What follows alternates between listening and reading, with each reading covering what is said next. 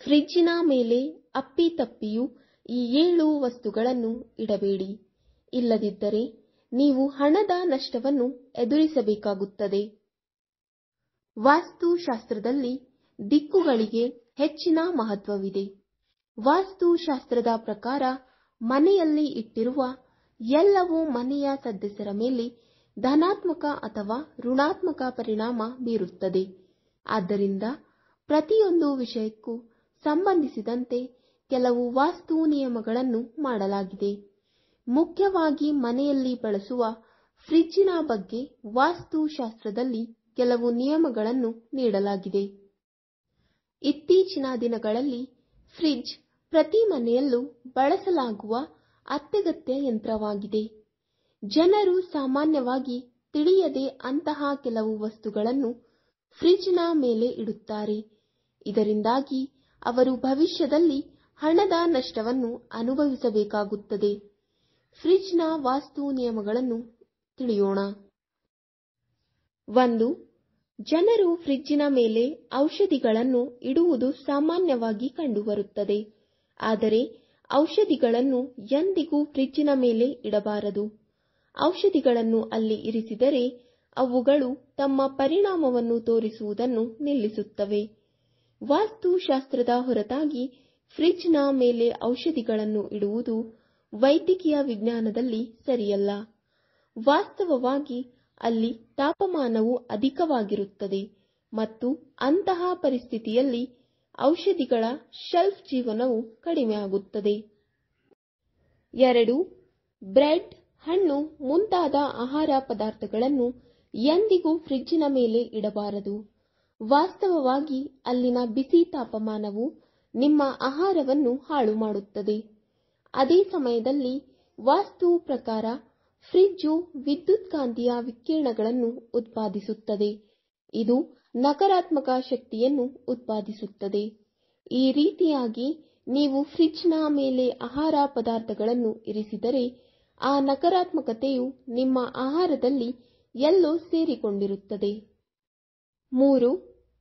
ಹಣ, ಚಿನ್ನ ಇತ್ಯಾದಿಗಳನ್ನು ಎಂದಿಗೂ ಫ್ರಿಜ್ನ ಮೇಲೆ ಇಡಬಾರದು. ಈ ರೀತಿ ಮಾಡುವುದರಿಂದ ಹಣ ನಷ್ಟವಾಗುತ್ತದೆ. ಅಷ್ಟೇ ಅಲ್ಲ, ಫ್ರಿಜ್ ಮೇಲೆ ಹಣ ಇಡುವುದರಿಂದ ವ್ಯಾಪಾರದಲ್ಲಿಯೂ ನಷ್ಟವಾಗುತ್ತದೆ. 4. ಕೆಲವೊಮ್ಮೆ ನಾವು ನಮ್ಮ ಮನೆಯಲ್ಲಿ ಬಿದಿರಿನ ಗಿಡ ಇತ್ಯಾದಿ ಕೆಲವು ಒಳಾಂಗಣ ಸಸ್ಯಗಳನ್ನು ನೆಟ್ಟು ಫ್ರಿಜ್ಜಿನ ಮೇಲೆ ಇಡುತ್ತೇವೆ. ನಿಮ್ಮ ಸಸ್ಯವು ಫ್ರಿಜ್ನ ಮೇಲೆ ಸಾಯದಿರಬಹುದು, ಆದರೆ ನೀವು ಅದರಿಂದ ಯಾವುದೇ ಪ್ರಯೋಜನವನ್ನು ಪಡೆಯುವುದಿಲ್ಲ. ಅದರಲ್ಲೂ ಬಿದಿರಿನ ಗಿಡವನ್ನು ವಿಶೇಷವಾಗಿ ಫ್ರಿಜ್ಜಿನ ಮೇಲೆ ಇಡಬಾರದು. ವಾಸ್ತವವಾಗಿ ಫೆಂಗ್ ಶೂಯಿಯಲ್ಲಿ ಬಿದಿರನ್ನು ಲೋಹದ ಸುತ್ತಲೂ ಇಡಬಾರದು, ಏಕೆಂದರೆ ಅದು ಪರಸ್ಪರ ಹಾನಿ ಮಾಡುತ್ತದೆ ಮತ್ತು ಅವರ ಶಕ್ತಿಗೆ ಯಾವುದೇ ಪ್ರಯೋಜನವನ್ನು ನೀಡುವುದಿಲ್ಲ. 5. ಅನೇಕ ಬಾರಿ ಫ್ರಿಜ್ಗಳನ್ನು ಮನೆಯಲ್ಲಿ ಮಲಗುವ ಪ್ರದೇಶದಲ್ಲಿ ಇರಿಸಲಾಗುತ್ತದೆ ಮತ್ತು ಆದ್ದರಿಂದ ಜನರು ಮಕ್ಕಳ ಪದಕಗಳು ಅಥವಾ ಟ್ರೋಫಿಗಳು ಇತ್ಯಾದಿಗಳನ್ನು ಫ್ರಿಜ್ನ ಮೇಲೆ ಇಡುತ್ತಾರೆ. ಆದರೆ ಇದನ್ನು ಮಾಡಬೇಡಿ. ನೀವು ಇದನ್ನು ಮಾಡಿದಾಗ ನಕಾರಾತ್ಮಕ ಶಕ್ತಿಯು ಆ ಸಾಧನೆಗಳಲ್ಲಿ ಪ್ರವೇಶಿಸುತ್ತದೆ.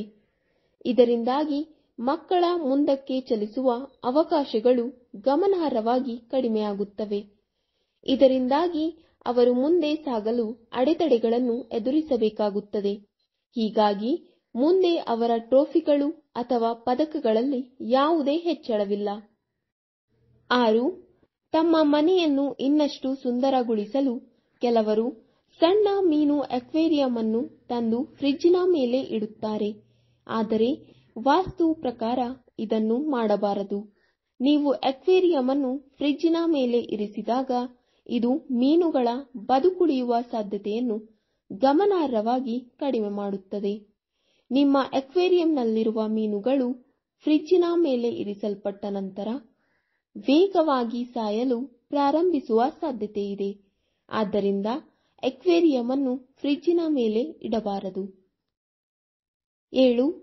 ಫ್ರಿಜ್ ಅನ್ನು ಯಾವಾಗಲೂ ಗೋಡೆಯಿಂದ ಕನಿಷ್ಠ 1 ಅಡಿ ದೂರದಲ್ಲಿ ಇಡಬೇಕು. ಮನೆಯಲ್ಲಿ ಸಂತೋಷ ಮತ್ತು ಶಾಂತಿಯನ್ನು ಕಾಪಾಡಿಕೊಳ್ಳಲು ಯಾವಾಗಲೂ ಫ್ರಿಜ್ ಅನ್ನು ಪಶ್ಚಿಮ ದಿಕ್ಕಿನಲ್ಲಿ ಇರಿಸಿ.